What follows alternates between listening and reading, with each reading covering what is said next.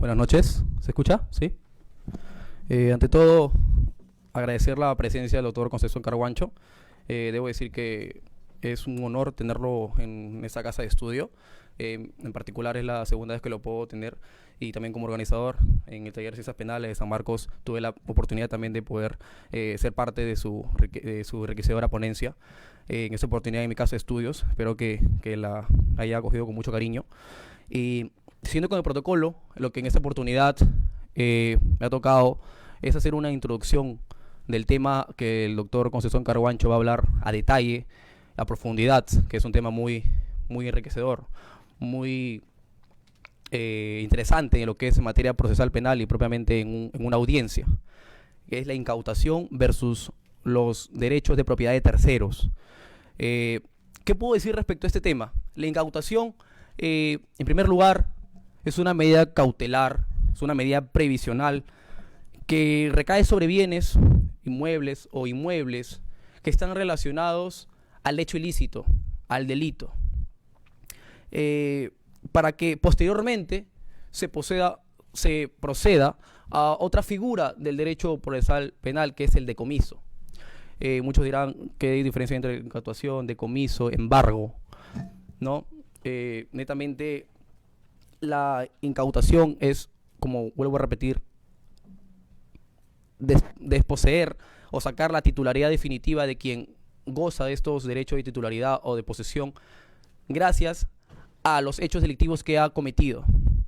Entonces, para no expandirme más, porque sé que el doctor va a hacer una ponencia magistral, ¿qué pasa si un bien incautado pertenece a una persona ajena al proceso penal, ajena al delito, ajena al hecho ilícito? Pues lo que se procede, y voy a hacer términos que se utilizan mucho en audiencias, en procesos penales, es el reexamen de esa incautación. Es una audiencia donde se verán dos cosas. Uno, si debe tratarse ese tercero quien reclama ese bien incautado, debe ser poseedor titular de buena fe. Y segundo, y el más importante, que no debe tener ninguna vinculación con el hecho ilícito y tampoco debe estar investigado. Bajo estos dos requisitos, el juez puede, de cierta manera, posteriormente, devolver el bien a quien realmente le pertenece y así no vulnerar el derecho de propiedad, que es constitucionalmente protegido. Dicho sea de paso, ningún derecho fundamental es absoluto. Todos son relativos, por lo tanto se pueden mermar siempre y cuando tenga una causa justificada. Es por ello que, sin más preámbulo, voy a dar pase al doctor Concepción Carguancho para que dé la ponencia tan esperada, y sé que todo usted va a ser de su agrado. Muchísimas gracias.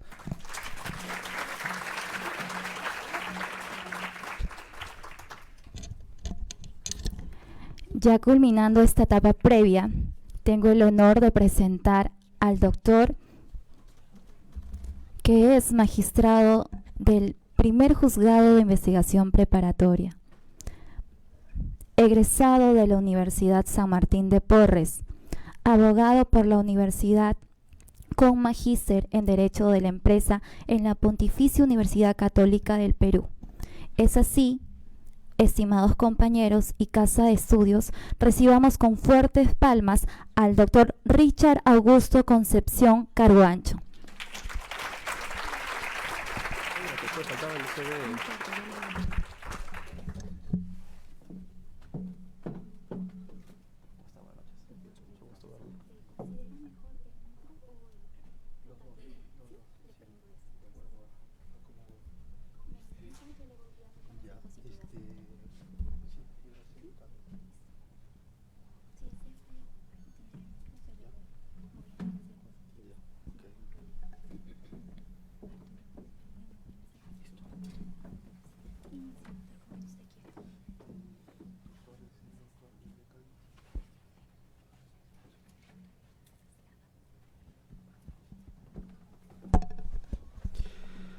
Ante todo, muy buenas noches, doctor Villanueva Eslava, decano de la Facultad de Derecho de esta prestigiosa Universidad Privada del Norte, doctora Andrea Hermosa, también docente de esta prestigiosa universidad,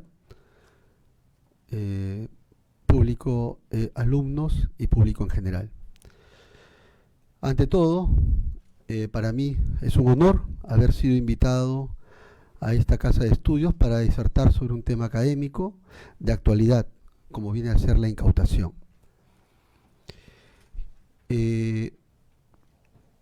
Sobre la incautación, en verdad, hay mucho que decir, pero solamente voy a ocuparme de las ideas base de esta institución jurídica de la incautación para que se pueda entender su esencia y sobre todo los conflictos que pueden acontecer entre la incautación de bienes versus la afectación de derechos de terceros respecto a bienes incautados. Antes de iniciar mi exposición, dos ideas previas, en verdad. Lo primero, que estoy agradecido de venir a una casa de estudios, de verdad, a los claustros universitarios, porque entiendo de que en las universidades, digamos, tenemos mentes más ávidas de conocimiento, mentes más frescas y sobre todo mentes con muchos ideales. Así que para mí es un gusto volver a la universidad a propósito y tomando como pretexto una charla sobre incautación. La segunda idea que un poco quería transmitirles es que ustedes que se están formando en esta prestigiosa universidad, les vengo a notificar algo, de que el Perú los necesita para lo que se viene. El Perú requiere de gente como ustedes. El Perú requiere de personas como ustedes que se están formando de manera íntegra y además que se están formando rigurosamente en el campo académico. El Perú necesita en verdad gente como ustedes y atrévanse, les pido, les solicito que se atrevan a ir a tomar las instituciones del Estado para que ocurra el gran cambio en el sistema de administración de justicia que últimamente ha venido siendo cuestionada por diversos aspectos. Así es que están noticiados, están notificados, necesitamos gente como ustedes para que hagan algo diferente en el sistema de administración de justicia. Creo yo que se puede hacer. Muy bien, ya no voy a...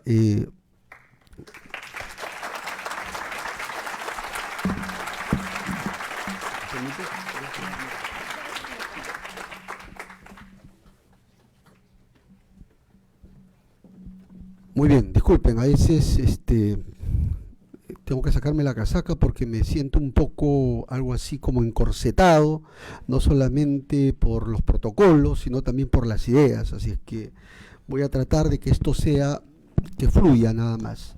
Muy bien, vamos al grano. En verdad creo que nos va a faltar tiempo y tampoco quiero aburrirlos, ni tampoco decir cosas que ya todo el mundo sabe. Pero sí quiero apuntar algunos temas básicos sobre la incautación. Previamente quiero abordar el tema de la incautación. Hay mucho que decir en verdad sobre la incautación. Hay mucho que decir sobre la incautación. Antes, y algunas ideas base para entrar de lleno a la incautación. Una primera idea que ustedes deben tener muy en claro. Una primera idea que ustedes tienen que tener muy en claro para entender la incautación. Señores, primera idea. Existen dos tipos de incautación. Dos tipos de incautación. Por un lado tenemos la incautación instrumental y por otro lado la incautación cautelar.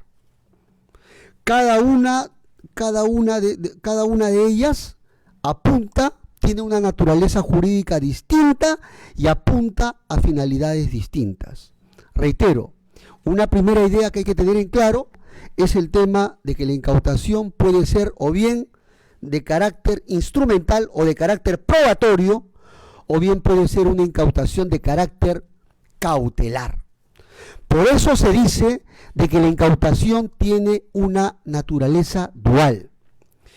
En algunas oportunidades cuando se pide la incautación de determinados bienes, seguramente el fiscal invocará uno de estos tipos de incautación, es decir, pedirá la incautación a título de incautación instrumental o probatoria, o en otras oportunidades podrá pedir la incautación a título de incautación cautelar, o en otras oportunidades podrá invocar los dos tipos, la doble naturaleza de la incautación, es decir, que podrá pedir la incautación de bienes con carácter instrumental o probatorio y al mismo tiempo con carácter cautelar. Entonces, quiero una primera idea que quede claro, es que tenemos dos tipos de incautación. Incautación instrumental o probatoria y la incautación cautelar. Hay que tener en claro, porque mucho se habla de que la incautación es una medida cautelar. Pues bien, yo diría que es una de las caras de la incautación. Es como una moneda. En una cara presenta la faceta de incautación probatoria o instrumental, y en la otra faceta viene a ser la incautación cautelar. Muy bien, vamos a entender en qué consiste cada una de ellas en realidad.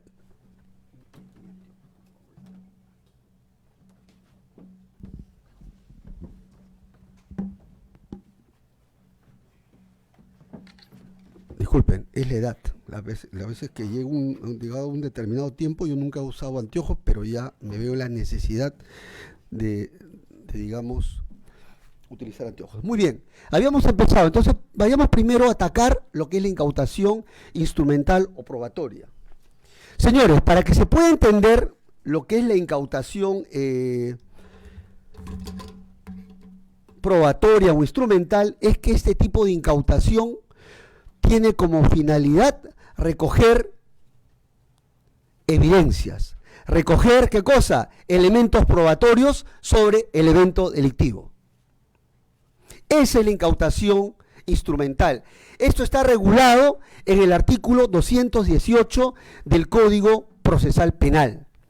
Y prácticamente, a propósito de esto también, esto ha sido tratado al detalle en el Acuerdo Plenario 2010 sobre incautación, en donde cuando se habla de la incautación cautelar, digamos, instrumental o probatoria, se hace alusión a tres tipos de bienes que se pueden incautar con fines probatorios o con fines instrumentales.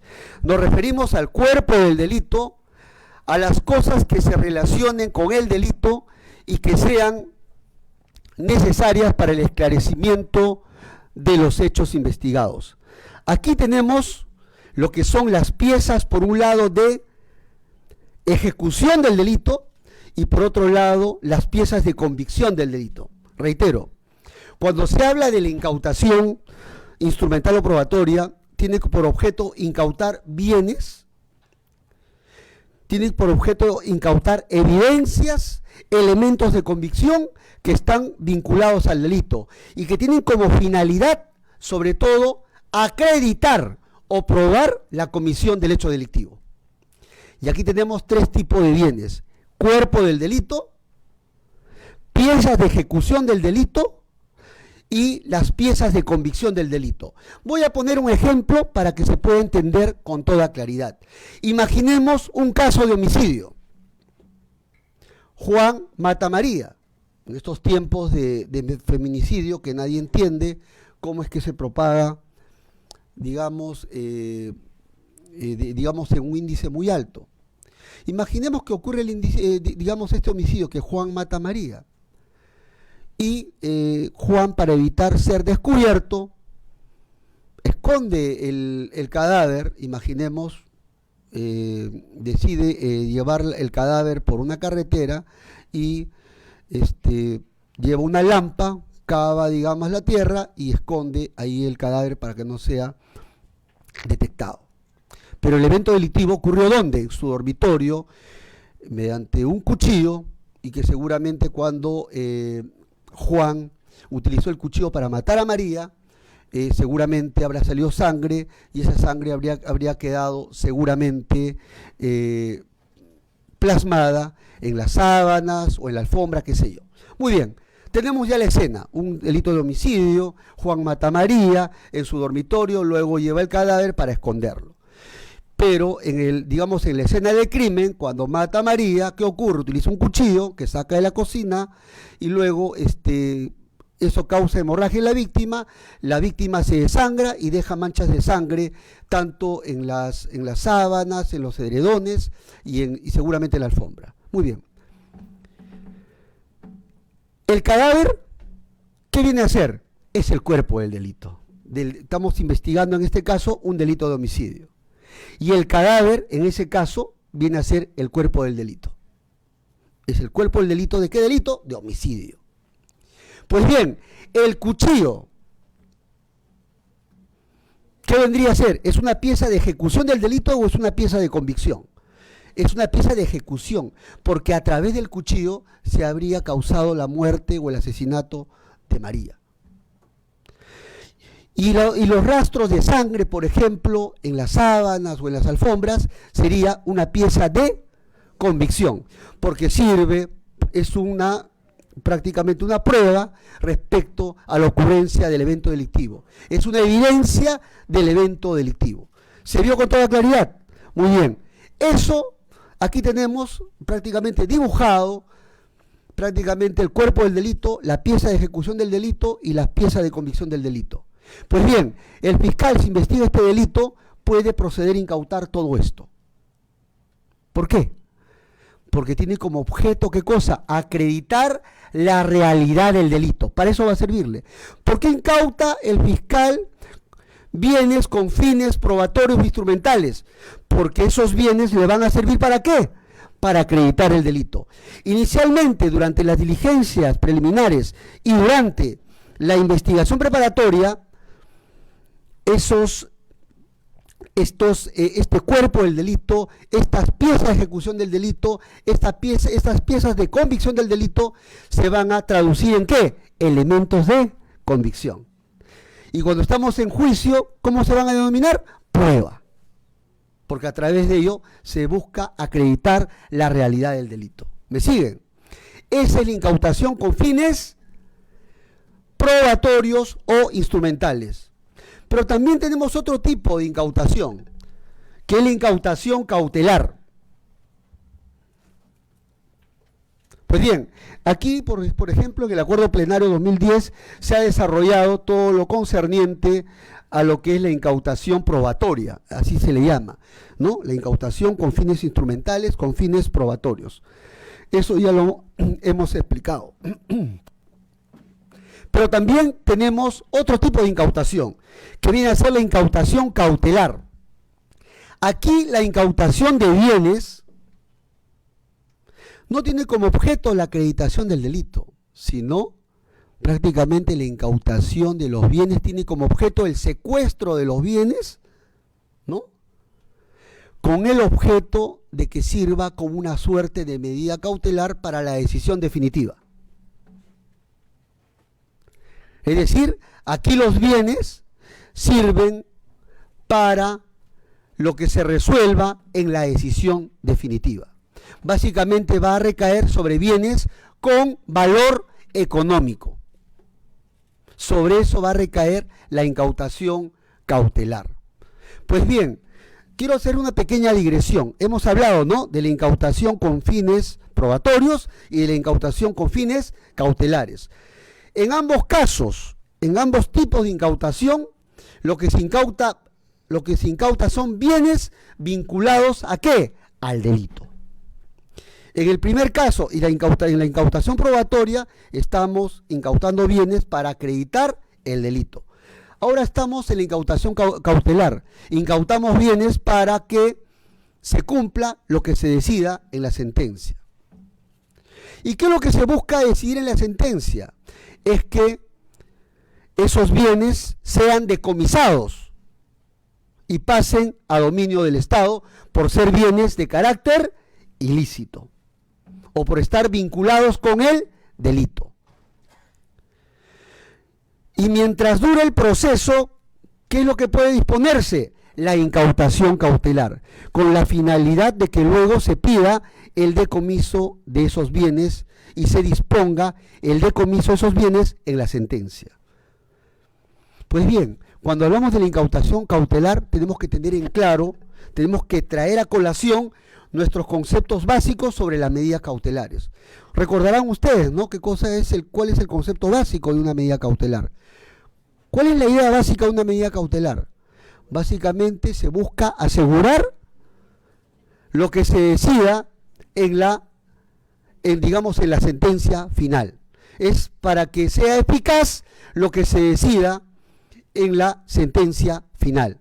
Por ejemplo, una típica medida cautelar es que, por ejemplo, se embargan bienes, se secuestran bienes de los deudores durante el proceso para que al final esos bienes sean rematados y con el producto del dinero del remate se le pague al acreedor. ¿Por qué se recurre al embargo como medida cautelar durante el proceso? Porque es probable de que el deudor durante el proceso tienda a transferirlo a terceros y de esa manera burle al acreedor. No tiene sentido que se inicie un proceso a un deudor que no tiene bienes, porque la victoria sería pírrica. Pues bien, aquí estamos asistiendo a la incautación de carácter cautelar, en donde se busca incautar bienes vinculados con el delito con valor económico, con el objeto de que en la decisión final sean decomisados y pasen a dominio del Estado. Pero ojo, cuando se habla de la incautación cautelar, estamos hablando de bienes vinculados con el delito, con bienes de procedencia ilícita. Esa es una idea básica que hay que tener presente. Y es así, señores, de que cuando hablamos de la incautación cautelar, tenemos tres categorías de bienes sobre los cuales recae la incautación cautelar. Por un lado tenemos los efectos del delito, los instrumentos del delito y los objetos del delito. Vamos a distinguir cada una de estas categorías y ustedes van a poder visualizar, digamos, cuando estamos frente a un efecto del delito, cuando estamos frente a un objeto del delito y cuando estamos frente a un instrumento del delito. Pongamos un ejemplo, un caso. Imaginemos el caso de un asesinato por encargo. Imaginemos que Juan contrata a Pedro para que asesine a su competidor. Y el pago que efectúa Juan a favor de Pedro, ¿no?, para que sea, digamos, en señal del precio que le va a cobrar por matar a una tercera persona, pues bien, ese dinero que va a recibir Pedro de Juan para matar a otra persona, ese dinero que va a recepcionar, que le puede pagar en efectivo o le puede depositar en una cuenta bancaria, pero lo más probable es que le paguen en efectivo para no dejar huella sobre ese delito. ¿Qué va a pasar con con este dinero que recibe el sicario? Viene a ser la ganancia del delito que percibe este sicario por cometer el delito. Y este dinero que recibe viene a ser, ¿qué cosa? Efecto del delito. Pregunta, ¿ese dinero que se le ha pagado al sicario para que asesine a otra persona es un bien de carácter ilícito? Sí, porque es un pago por un asesinato. ¿Y qué categoría, qué nombre, qué nomen juris va a recibir eso? Va a recibir el nomen juris de efecto del delito, porque es la ganancia que le reporta al agente del delito por cometer el delito. Eso se llama efecto del delito. Pero también tenemos los instrumentos del delito. Instrumentos de los delitos prácticamente son todo el material que se utiliza para cometer el delito. Imaginemos un caso de tráfico ilícito de drogas. Imaginemos una presunta organización criminal que se dedica al acopio de droga, al transporte de la droga a nivel dentro del territorio nacional y al envío y a la exportación de droga al extranjero a través de containers. Es claro que una organización criminal o una estructura criminal va a tener una pluralidad de agentes y por lo general va a tener todo un aparato logístico, recursos humanos y también toda una infraestructura para llevar a cabo la actividad del tráfico ilícito de drogas. Las más de las veces, las organizaciones criminales se proveen de ¿qué? Alquilan o algunas veces compran inmuebles para que ese inmueble sirva de planta para el acopio y el procesamiento de la droga. Pero también las más de las veces pueden adquirir ¿qué cosa? Vehículos, motos o avionetas para el transporte de la droga. También pueden adquirir, digamos, otro tipo de materiales para la fabricación de la droga. Por ejemplo, máquinas de prensa, etcétera, o máquinas sofisticadas que pueden utilizarse para hacer la comprensión de la droga en ladrillos. Señores, ¿estamos hablando de qué? De todo esto, cuando hablamos de todo este tipo de bienes, ¿de qué estamos hablando? De instrumentos del delito, porque son instrumentos que se utilizan para cometer el delito. Tanto el inmueble que ha sido comprado como planta para procesar la droga, los vehículos para transportar la droga, las motos para transportar la droga, las avionetas para transportar la droga y todos los otros materiales que puedan comprarse para el procesamiento de la droga. Resulta claro que en este caso se pueden incautar estos bienes, vehículos, inmuebles, con fines cautelares. Es decir, mientras dura el proceso, se incauta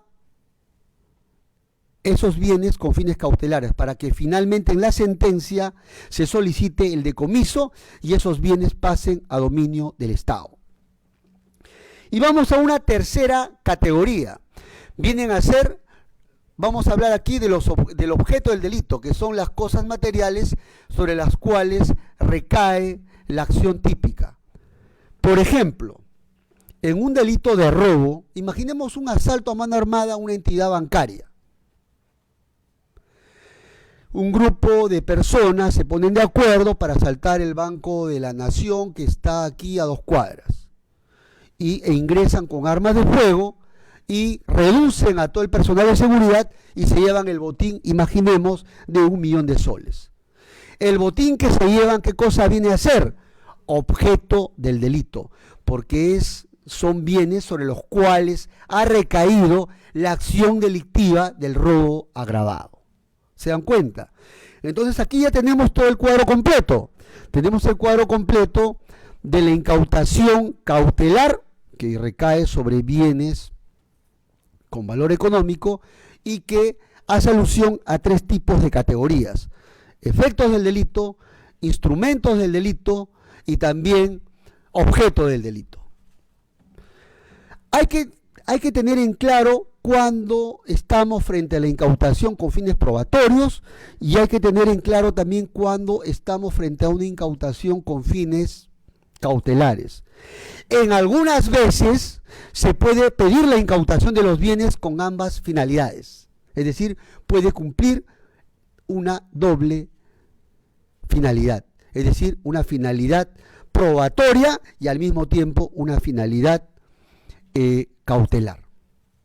Hay que tener en claro estos conceptos que parecen tan sencillos, en la práctica genera muchos problemas. ¿Cuál es la lógica de aquellos bienes que se incautan con fines probatorios o con fines instrumentales? ¿Para qué van a servir esos bienes que se incautan con fines probatorios? Solamente para acreditar el delito. Se entiende de que una vez que se acredite ese delito tienen que ser devueltos ¿a quién? A su titular. No tiene sentido de que esos bienes pasen al Estado, porque son bienes que solamente han sido incautados con el objeto de acreditar un evento delictivo. Se entiende que después que ha cumplido la finalidad probatoria, deben ser restituidos ¿a quién? A su titular. Esa es la lógica. Pero distinto es el caso, ojo, distinto es el caso de la incautación cautelar. Porque cuando se incautan los bienes con fines cautelares, se incautan los bienes para que prácticamente esos bienes estén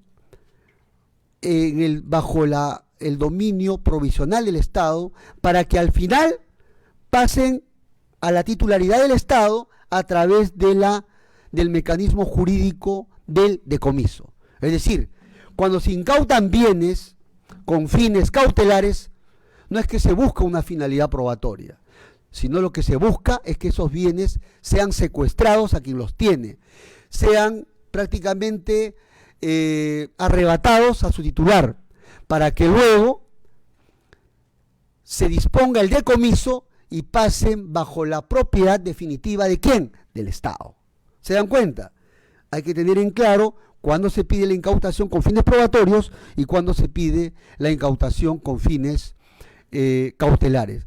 Se entiende que cuando se pide la incautación con fines cautelares, la administración del bien, ¿a quién pasa? A Pronavi. ¿Han escuchado acerca de eso? A Pronavi. Entonces Pronavi se encarga de su administración provisional hasta que se disponga el decomiso. Pregunta, ¿qué pasa con aquellos bienes que se incautan con fines probatorios? ¿Van a Pronavi? No. ¿A quién van? ¿En manos de quién van? Del fiscal, para que realice los actos de investigación respecto a esos bienes incautados con fines probatorios. No hay que olvidar de que la incautación probatoria tiene como objeto, ¿qué? Acreditar la ocurrencia del evento delictivo. Sirve para acreditar la realidad del evento delictivo y la participación o no del imputado en dicho delito. Se entiende que una vez que ha cumplido la finalidad, debe ser devuelto a su titular. Ejemplo para que se pueda entender. Imaginemos un supuesto en donde ocurre un homicidio en un vehículo y en el vehículo, digamos, como se ha producido en dicho lugar el homicidio, por arma blanca o por arma de fuego, quedaron las evidencias, los rastros de la ocurrencia del evento delictivo, manchas de sangre, los casquillos de bala o quizá, digamos, algún instrumental que se utilizó para matar a la víctima. Se entiende que cuando ocurre el homicidio, el fiscal procede ¿a qué? A incautar ese vehículo con fines probatorios. No lo va a entregar a Pronavi, sino lo hace con fines probatorios. ¿Para qué? Para que el fiscal pueda practicar todos los actos de investigación pertinentes encaminados al esclarecimiento de los hechos. Esa es la lógica. Seguramente se van a producir una serie de pericias respecto al vehículo, se van a tratar de, digamos, de tomar las fotografías, se van a tratar de extraer los rastros de sangre, etcétera, para acreditar la realidad del delito. ¿Se dan cuenta? Si se dispone la incautación con fines probatorios, no va a Pronavi, sino va al fiscal para que practique las pericias correspondientes. Se entiende que después que practica las pericias, no tiene sentido que quede en manos del fiscal. Tiene que ser, ¿qué cosa? Devuelto a su titular. No tiene sentido que vaya a manos de Pronavi, porque no ha sido dispuesta con fines cautelares. Esto que parece sencillo, señores, en la práctica genera muchos problemas, porque las más de las veces los operadores de justicia, cuando piden incautación de bienes, no especifican con qué objeto piden la incautación, si lo piden con una finalidad probatoria o si lo piden con una finalidad cautelar, o si están pidiendo la incautación bajo una doble finalidad, probatoria y cautelar al mismo tiempo. No lo dicen y generan problemas. Y también el otro nivel de problemas es porque no se especifica qué categoría de bienes le correspondería. Si es cuerpo del delito, pieza de ejecución, pieza de convicción, y en el caso de tratarse de una incautación cautelar, si es un efecto del delito, si es un instrumento del delito o si es un objeto del delito. ¿Se entendió? Entonces, estos son los conceptos básicos sobre lo que es la incautación. Hay que tener en claro, cuando se habla de incautación de bienes, básicamente esos bienes que se incautan están vinculados ¿con qué? Con el evento delictivo. Hay un determinado tipo de bienes sobre los cuales no puede recaer incautación, sino directamente se entiende decomiso. Y estamos hablando de los bienes intrínsecamente ilícitos. Por ejemplo, Casos típicos de bienes intrínsecamente ilícitos. Le voy a dar 2 ejemplos. El caso de la droga. Si se incauta droga, ¿no? Se incauta droga, se hace el pesaje, se hace el análisis químico y se determina que es 298 kilogramos de clorhidrato de cocaína. Pues bien, ¿cuál es el mecanismo jurídico que se utiliza para que se pueda disponer la disposición de esa droga? ¿Es a título de incautación para un ulterior decomiso? ¿Qué cosa es lo que corresponde aquí? Correspondería el decomiso directo. ¿Por qué? Porque es un bien intrínsecamente ilícito. Porque ese bien no va a pasar a propiedad del Estado, porque es un bien intrínsecamente ilícito. Lo que cabe, ¿qué cosa es? Su destrucción, siguiendo los procedimientos establecidos por la normatividad. Lo mismo ocurre con las monedas falsificadas. Son bienes intrínsecamente ilícitos. Eso no es que se incauta para luego ser decomisado para que pase a propiedad del Estado. ¿Cómo el Estado va a ser titular de un bien intrínsecamente ilícito? Más bien, una vez que se decomisa, a continuación se dispone la destrucción del mismo. Muy bien, esta era una primera idea que me interesaba compartir con ustedes. Muy bien, vamos ahora a la regulación de la incautación. Hay dos maneras de tramitar una incautación. 2 maneras. Por un lado tenemos la incautación ex ante y por otro lado la incautación ex post.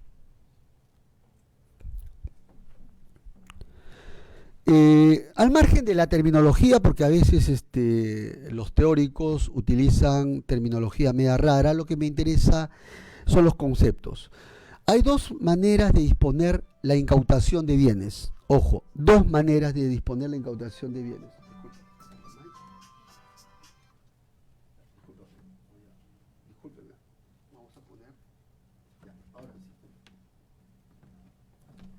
No es una llamada urgente, no se preocupe. Sí, a veces hay llamadas urgentes, por diversos motivos, ¿no? Pero bueno, hay 2 maneras de tramitar o disponer una incautación. Por un lado tenemos la incautación en donde se requiere previa autorización judicial para proceder a la incautación. Esa es una primera manera de incautar bienes. Y el otro trámite que se sigue es que se procede directamente a la incautación material del bien y luego se pide la confirmatoria judicial de la incautación. Me explico. Hay 2 tipos de trámites para disponer la incautación de bienes. ¿Cuál es hay 2 formas o 2 vías para incautar bienes? Vamos con la primera vía para incautar bienes. La primera vía es que se requiere previa autorización judicial para incautar bienes. ¿Qué cosa quiere decir esto en cristiano? De que para que se proceda a la incautación material de bienes, de determinados bienes, sea con fines cautelares o con fines probatorios, previamente se tiene que contar con un mandato judicial. Es decir, que previamente el fiscal tiene que solicitar ante el juez, tiene que plantear un requerimiento de incautación de bienes ante el juez, debidamente motivado y sustentado, a fin de que el juez autorice judicialmente la incautación de bienes. De tal suerte de que solamente se va a proceder a la incautación de los bienes siempre y cuando se cuente con la autorización judicial. Es claro de que cuando el fiscal pide la incautación de los bienes ante el juez, tiene que especificar con qué finalidad lo está solicitando, con una finalidad probatoria o con una finalidad cautelar o con ambas finalidades. Tiene que especificarlo. Y de ser el caso, tiene que especificar también la categoría de bienes que van a ser materia de la incautación.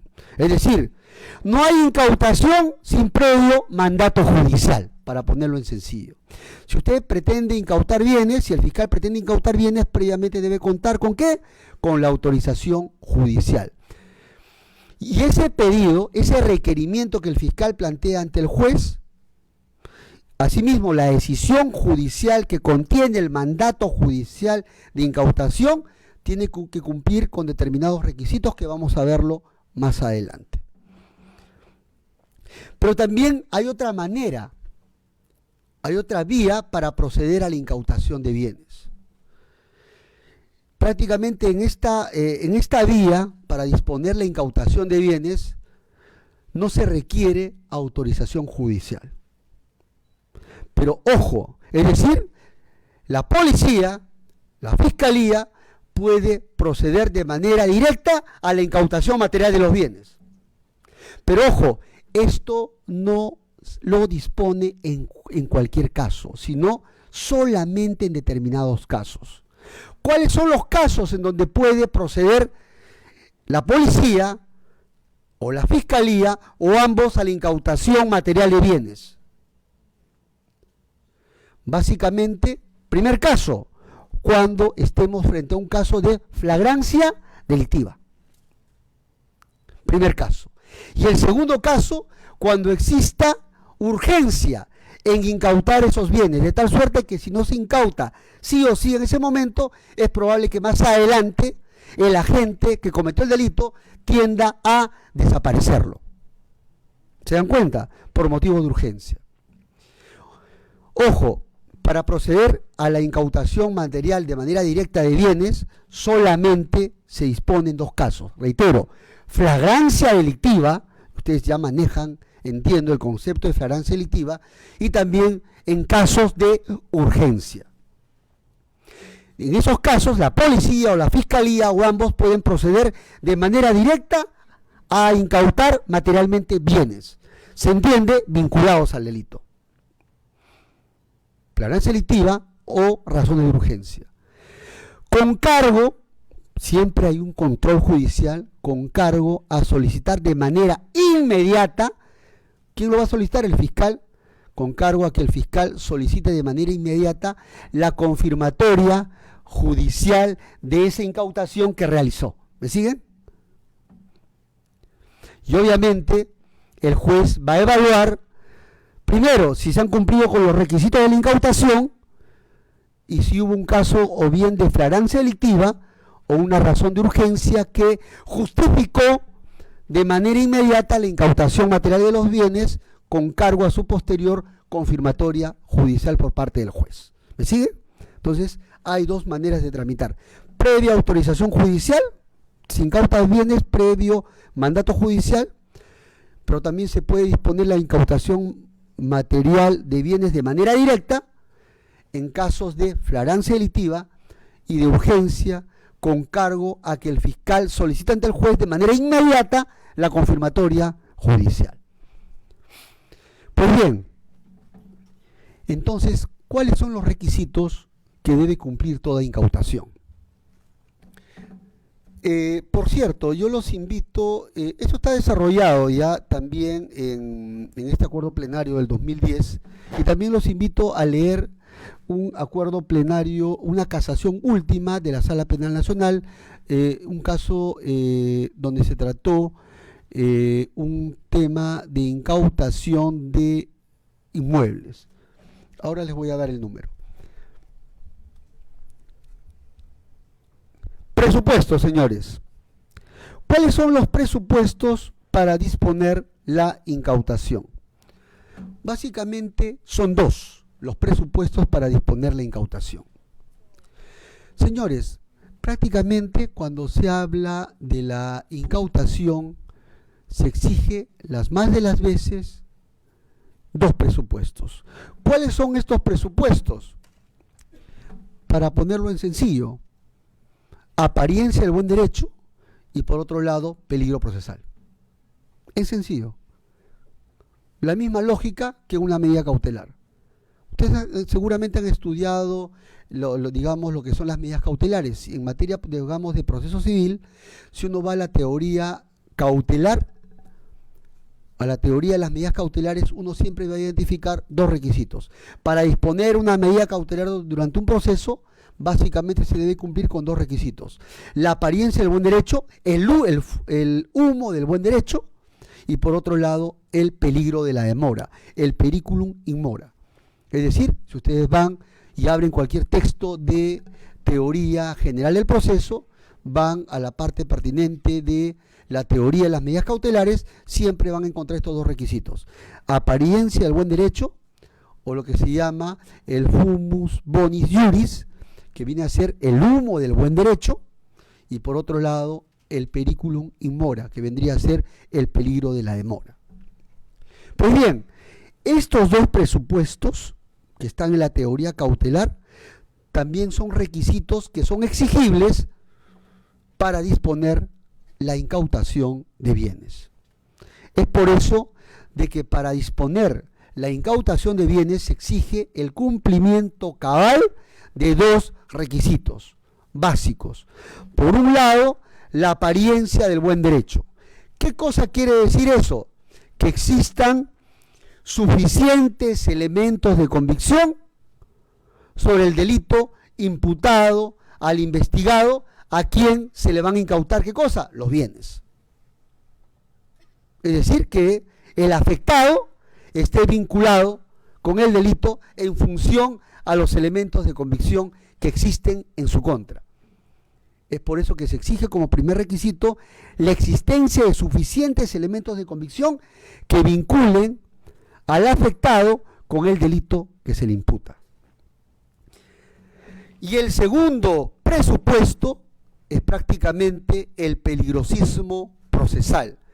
Es la existencia de un riesgo de ocultamiento, de insolvencia sobrevenida, de obstaculización a la averiguación de la verdad o de reiterancia delictiva. Es lo que se llama el periculum in mora. Es decir, que exista un riesgo de que el titular de esos bienes que van a incautarse tienda a ¿qué? A desaparecerlo, a destruirlo o a transferirlo a terceros para evitar que se le incaute los bienes en cabeza del afectado. Eso es lo que se llama el peligro de la demora, el periculum in mora, para evitar de que él disponga esos bienes, para evitar de que se afecte los bienes en su cabeza. O bien dependerá, ¿no?, de los bienes, ¿no? Porque hay dos tipos de bienes, como ustedes saben: los bienes muebles e inmuebles. Por lo general los bienes muebles tienden a ser desaparecidos, y por lo general el afectado o la persona a quien se busca afectarse, ¿qué cosa va a propender? Va a propender a desaparecerlo o a ocultarlo para que no se le incaute esos bienes. O también, si se trata de bienes inmuebles, por lo general el titular, para evitar de que le incauten un inmueble, va a propender a transferir ese bien a un tercero. Esa es la lógica. Entonces, siempre deben estar presentes los dos requisitos en toda incautación: apariencia del buen derecho, suficientes elementos de convicción del delito imputado al afectado, y el peligro de la demora respecto a que exista riesgo de pérdida, riesgo de desaparición de bienes, insolvencia sobrevenida, o en el caso de la incautación con fines probatorios, de evitar de que el titular obstaculice la actividad probatoria. De que el titular, de que el titular de esos bienes busque desaparecer esos bienes para que no se pueda acreditar el delito. Busca desaparecer, por ejemplo, el arma homicida. Busca desaparecer el cuchillo que utilizó para matar a la víctima, o el arma de fuego que tiene escondido en su domicilio, por ejemplo. ¿Se dan cuenta?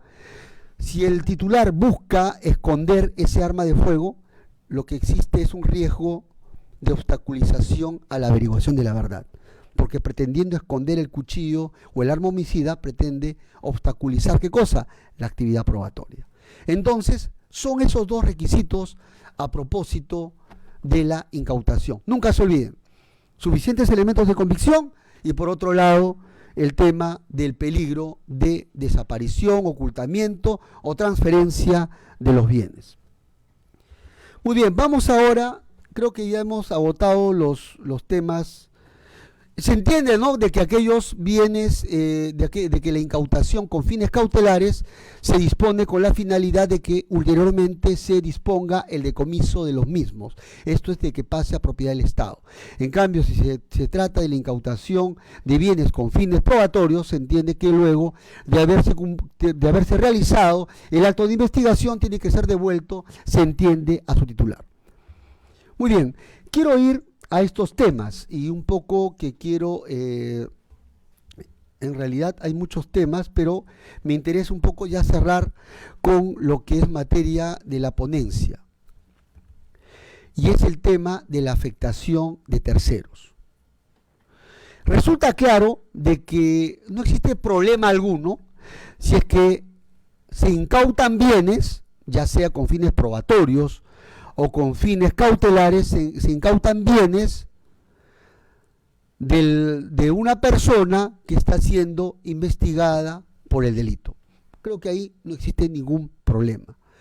¿Cuándo se presenta el problema? Cuando el titular de estos bienes, que está investigado en un determinado proceso penal, transfiere esos bienes vinculados al delito a un tercero. ¿Me siguen? Es decir, cuando la persona a quien se le debe afectar, y esta persona, para evitar de que le incauten bienes bajo su esfera de dominio, ¿qué cosa es lo que hace? Ha transferido los bienes a un tercero. Se entiende, a un tercer adquirente de buena fe. Ustedes han estudiado seguramente el Código Civil, la figura del tercer adquirente de buena fe.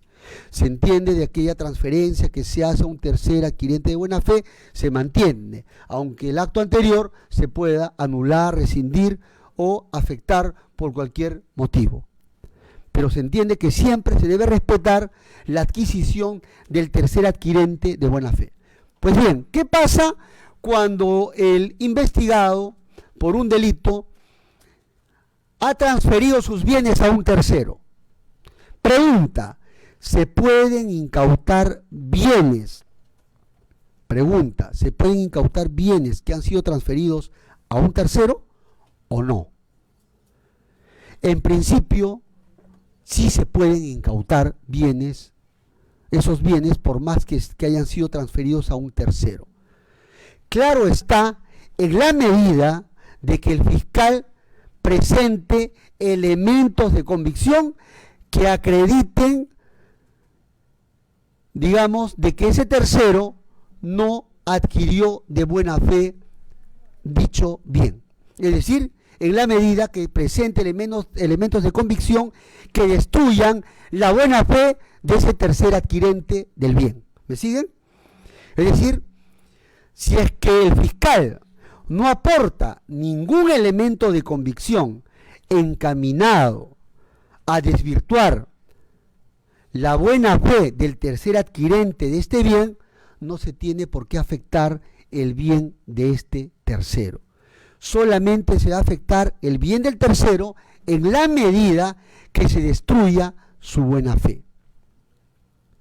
Imaginemos el caso de, digamos, de un investigado que transfiere un inmueble a un tercero, y este tercero es una persona ajena a este investigado y compra el bien utilizando un préstamo bancario, utilizando, digamos, el circuito financiero formal y utilizando dinero proveniente de un préstamo, sin tener vinculación alguna con el investigado.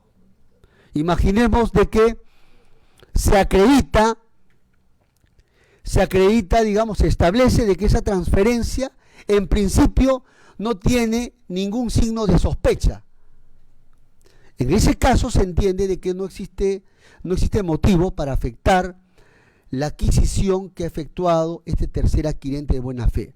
Pero si se alcanzan elementos de convicción que desvirtúan la buena fe de ese tercer adquirente, pues bien, en ese caso sí se pueden afectar esos bienes, por más que esos bienes hayan sido transferidos a un tercero.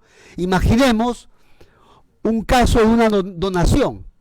Es una operación sospechosa, por ejemplo, que ha hecho el titular hacia un tercero con la finalidad de evitar de que le hayan incautado sus bienes estando a su nombre.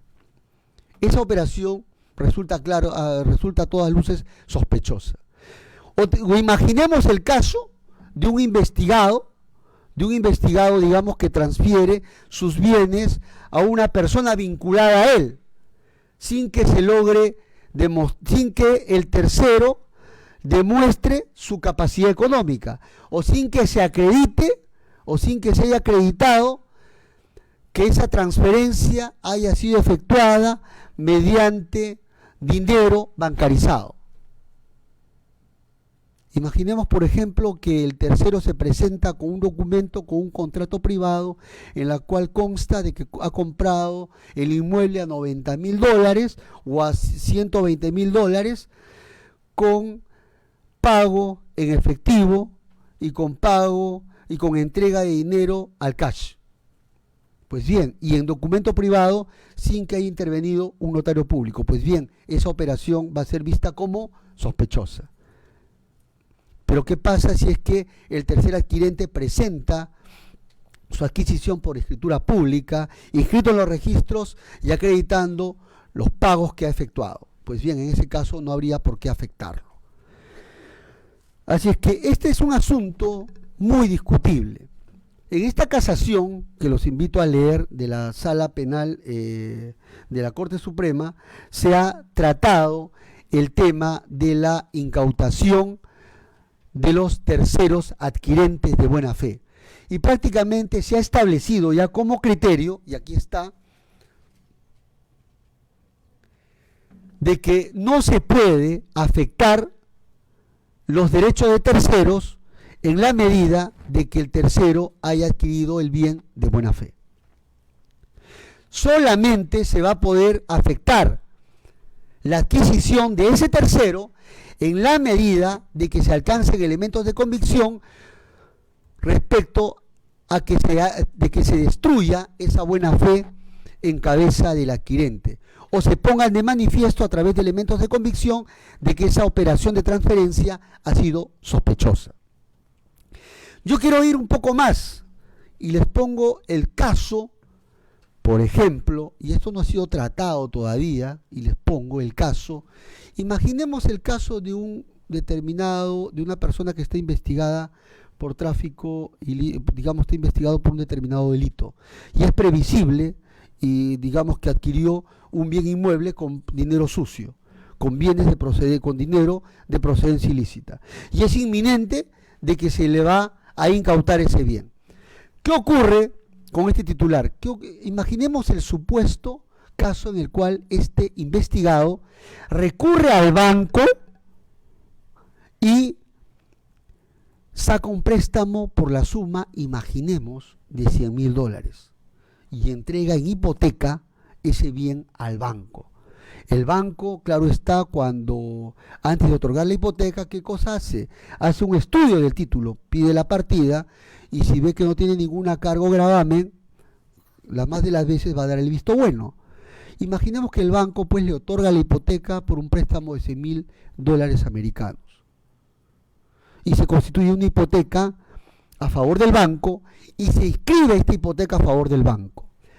Pregunta: ¿ese bien se puede incautar o no? Esa es una gran pregunta. Aquí ya no va a estar en discusión, digamos, el derecho de propiedad de este tercero, sino que va a estar en discusión un derecho preferente de ese tercero. Recordarán ustedes por su clase de procesal civil que hay diversos modos digamos, hay una institución jurídica que se llama la intervención de terceros dentro de un proceso civil. Imaginemos el caso en el cual hay dos partes que se están disputando, demandante y demandado, la titularidad de un bien inmueble. ¿Pero qué aparece? Aparece un tercero y dice: ni tú eres el propietario de este bien, yo soy el legítimo propietario porque tengo mejores derechos sobre ese bien inmueble. Entonces solicita su intervención como tercero a título de tener un derecho de propiedad excluyente de los demás. Se parece, ¿no?, a la figura del tercer adquirente en materia de incautación. Pero también existe la figura de la intervención del tercero, del derecho preferente del tercero. Esto es de que el tercero tiene un derecho preferente por encima de los demás. Es decir, el tercero no discute, por ejemplo, el tema de propiedad, sino discute que si van a disputarse el bien, previamente él tiene que ejecutar el bien porque se constituyó una garantía a su favor en primer orden. Ustedes saben que en materia registral, primero en el tiempo, poderoso en el derecho. Entonces, eso es lo que funciona en civil. Pero que imaginemos, volviendo a la incautación, ¿qué pasa si este investigado por un delito y donde es previsible que se le va a incautar el bien, ha recurrido al banco, ha sacado un préstamo del banco y ese bien ha sido dado en hipoteca al banco? Pregunta, ¿se puede incautar o no ese bien? Esa es una gran pregunta. Si se detecta digamos, de que ese bien ha sido adquirido con fuente ilícita, es claro que se puede incautar. Pero ¿cómo va a quedar entonces el derecho del banco? Se entiende de que el banco ha tenido un derecho preferente anterior al Estado que pretende la incautación. Pues bien, aquí hay dos posiciones. Hay una posición que seguramente va a decir de que en estos casos, primero en el tiempo, poderoso en el derecho. ¿Por qué razón? Porque en primer orden se constituyó respecto a ese bien inmueble, se constituyó una hipoteca a favor del banco. Y esa hipoteca debe ser respetado en primer orden. Pero otros que dirán, no interesa lo que haya pasado antes con relación a este bien. No interesa si hubo hipoteca. Lo que a mí me interesa es verificar si este bien ha sido adquirido con dinero sucio o no, si tiene o no procedencia ilícita. Y si esto es así, tiene que ser afectado a favor del Estado, sin importar si previamente hubieron embargos o hubieron hipotecas. Y aquí surge la gran discusión. ¿Se pueden o no incautar bienes sobre los cuales ya pesan embargos o sobre los cuales pesan hipotecas? Esta es una gran discusión. Yo creo que esto incluso da para una tesis. Da para una tesis para que pueda ser, digamos, analizado al detalle. Es decir, ¿qué hacemos frente a estos casos? Imaginemos el supuesto caso en el cual estamos frente a bienes embargados, hipotecados, si cabe o no, a pesar de ello, la incautación de esos bienes cuando se detecta de que esos bienes han tenido procedencia ilícita. Ahí van a tener dos posturas. Una postura que dice que no puedes tú incautar bienes que ya han sido embargados o que ya han sido hipotecados, y otros que van a sostener que, por encima de todo, la incautación es mucho más potente que el embargo porque ataca bienes de procedencia ilícita. Porque hay un artículo en el Código Civil, ¿se acuerdan? Un artículo del Código Civil que dice: no se puede generar derechos de propiedad con bienes de procedencia ilícita. ¿Se dan cuenta? Ese artículo es, como se diría, matador, fulmina bastante, porque no puede generarse pues derechos a partir de bienes ilícitos o de una procedencia ilícita o que venga del delito.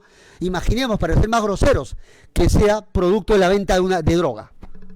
O sea, eso es un bien que ha sido adquirido con infracción de la ley penal. Es por eso que hay un artículo en el Código Civil, los invito a que lo busquen, de que los bienes adquiridos con infracción de la ley penal, y lo dice expresamente el Código Civil, no pueden generar ningún derecho a favor de su titular. Y es por eso que habilitan en cierta medida a que puedas incautar esos bienes por más que hayan sido embargados o hipotecados. El tema da para mucho, pero creo que yo también llego hasta aquí. En verdad, muchas gracias.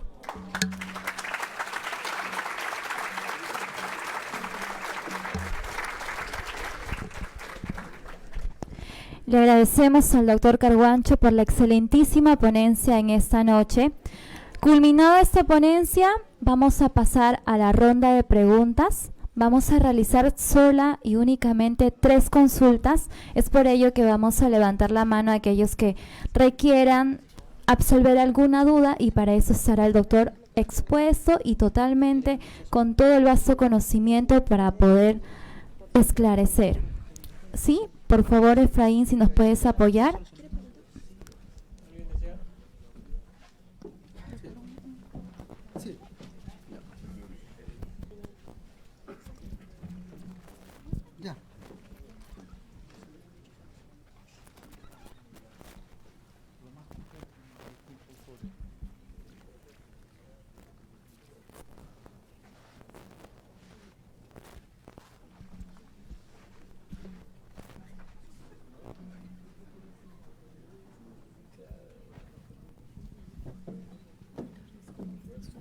Sí, ya.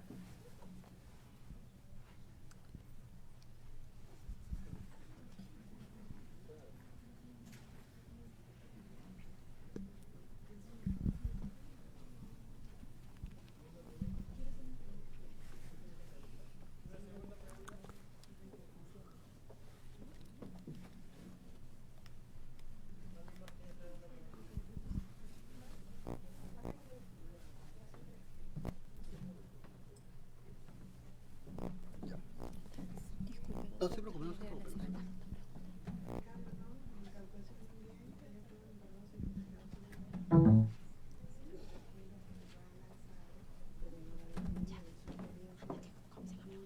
Ya, gracias.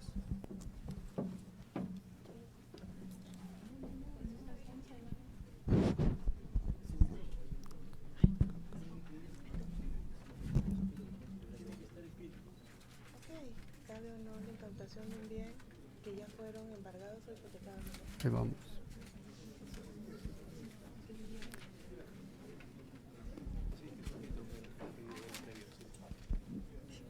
Hay muchas preguntas que no saben qué preguntar.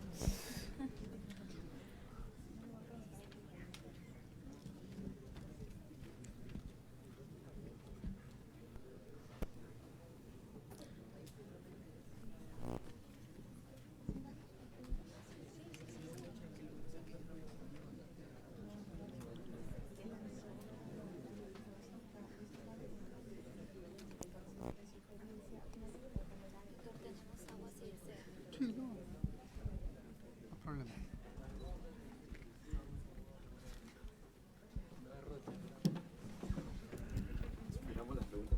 Sí. Adelante. Sí, gracias. Buenas noches. Mil disculpas, vamos a superar el estado de las preguntas para abreviar el tiempo, nos hemos extendido un poco. Quería culminar esta exposición agradeciéndole al doctor por su presencia.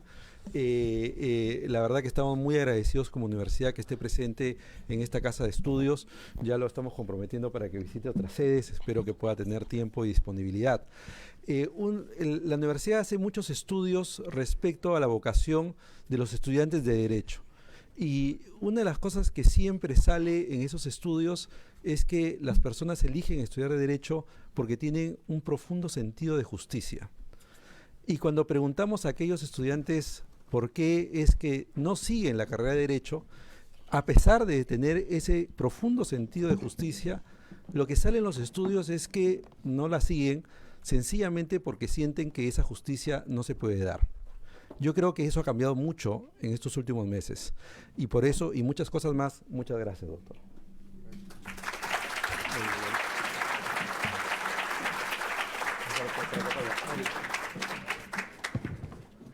Queríamos entregarle un reconocimiento al doctor por su presencia.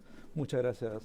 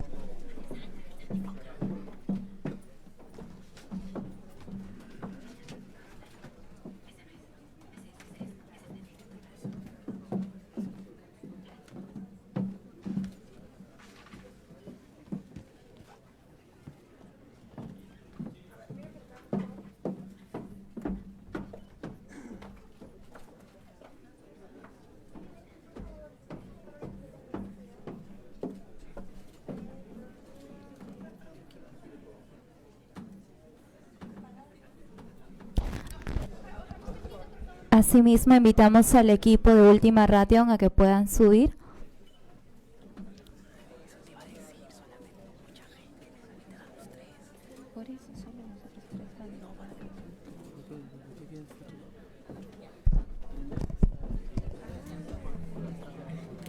¿Estamos foto ya?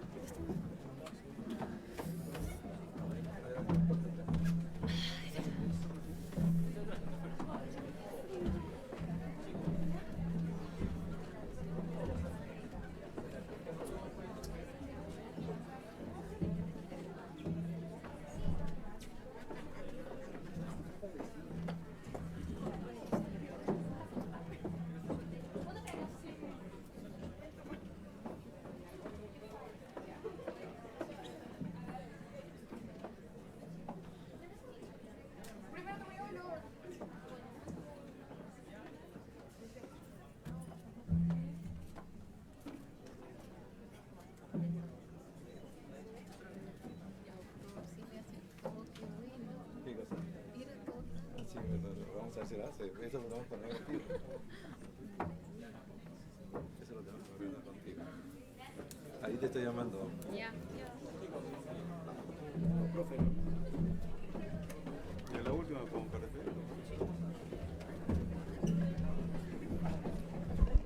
Su CV del doctor. Sí, ya se lo devolví. Falta